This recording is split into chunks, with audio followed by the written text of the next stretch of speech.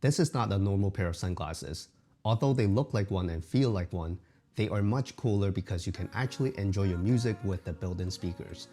These are the Tenor Style Bluetooth sunglasses from Bose. Let's get started.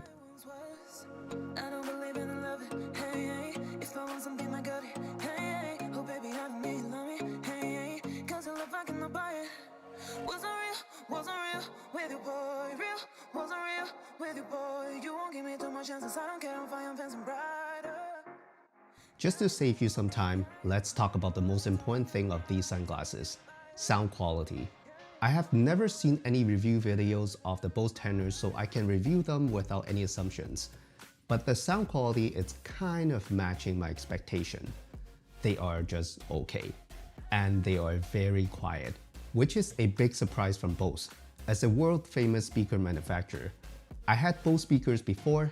These are nothing Bose-like. Since these speakers are exposed, it will not be very loud because if they are, everyone around you will be able to hear what you're listening to, including phone calls. If you want to know how loud they are, you can try to use your stock headphones that came with your phone, put them outside of your ears, turn up the volume, and that's pretty much how they sound like. Of course, they have bigger drivers than your normal in-ear headphones, so they will be louder outside of your ears and have better sound separation. That's the only part I can imagine Bose contributing to these sunglasses. Just be careful when you are in a quiet environment and you have the volume turned up. People can actually hear what you're listening to. So if you are looking for amazing sound quality and bass from these Bose sunglasses, you won't get it here. But if you're looking for just casual listening of music, audiobook, podcast, these are not bad at all. They are just not that loud even at max volume. Okay, so that's the most important thing I think people are wondering. If you're still around and you are still interested in these Bose Tenor, let's talk about some more pros and cons. First, design and size. When I first saw these, I thought they looked very bulky and heavy, so I didn't even bother trying them on. But when I finally got my hands on them, they are actually very light. They feel just like any other pair of sunglasses with bigger arms. It is very impressive how they can fit a pair of speakers and battery in there without adding much weight. They look just like a normal pair of sunglasses with bigger arms. A lot of people might wonder if the arms are awkwardly big. Personally, I don't think so because I have seen normal sunglasses with even bigger arms. They do stick out a little bit if you purposely look at it, let's say from top down.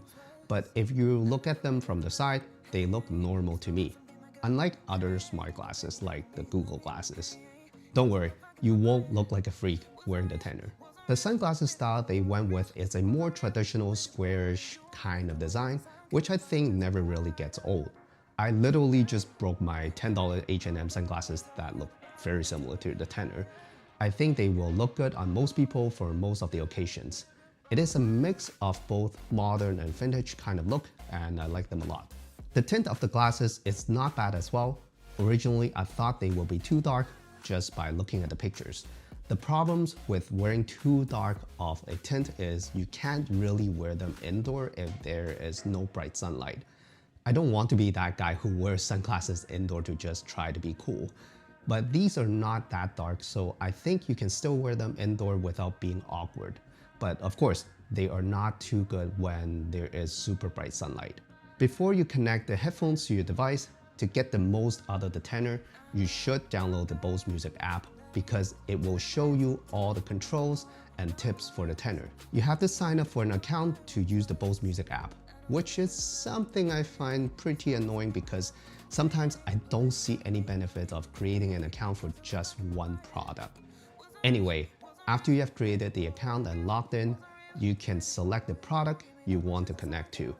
Press and hold the button on the right arm until you see a blinking blue LED light.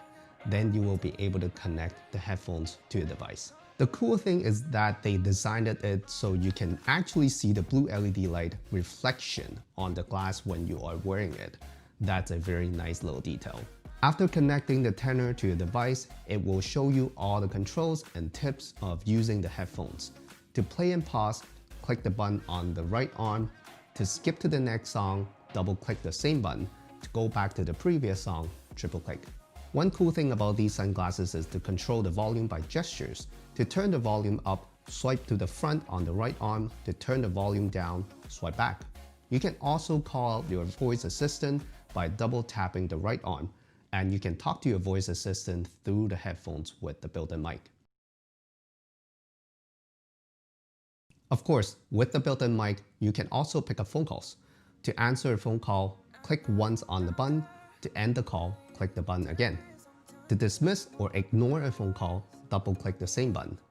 The phone quality is not bad as well, just like any other Bluetooth headsets. Basically, all the controls are on the right arm, and you only get a speaker on the left side. One very interesting feature they included is to automatically turn off the headphones if you take off the sunglasses and flip them upside down. And I think that's a pretty cool feature. Unfortunately, the headphones will not turn back on by itself when you put the sunglasses back on, so they are not as magical as, let's say, AirPods. To power off the Tenor manually, just press and hold the button. So I do have some not really cons but concerns when using the Bose Tenor. First, and the most obvious one is, I can't use them in any dark environment including nighttime because these are sunglasses. I know Bose suggested that you can change the lens to anything you want, but that will add an extra cost on top of it and kind of defeated the purpose of buying a pair of sunglasses. So if you are keeping the same lens, you can't really listen to music at night. At least I wouldn't suggest you to wear them at night. To fix that problem in the future, I would love to see them using lenses that will turn dark when you are under the sun and turn clear when there is no sunlight. It will be much more convenient. Second, I mentioned that the design is a good fit to most people, but the fitting might not. I have a weird head shape where the back of my head is pretty wide, and it hurts when I was wearing these sunglasses because the arms are not flexible. You can probably get them adjusted, but make sure you ask the people to be careful not to break the components inside if they're trying to use, let's say, heat to adjust the arms. For that problem, I think they can just add a flexible glasses arm like normal glasses. I don't know if it is doable because I'm pretty sure they do have wirings within the frame. I just hope that they can fix the problem for people with my type of head shape. That's it. Those are my thoughts on the Bose Tenor Style Bluetooth sunglasses. I think they are a very cool gadget, and it is definitely a great idea to integrate two commonly used items into one. They just need to fine-tune it in the future so more people can use them in more scenarios. I think it is still at a very early state. I don't think it is worth the price to get them right now unless you are willing to spend that much money on just a pair of sunglasses anyway. And the Bose Tenor is doing a pretty good job by giving you extra music listening feature. Let me know in the comment section below if you are getting them. Thank you so much for watching, and I'll see you guys in the next one.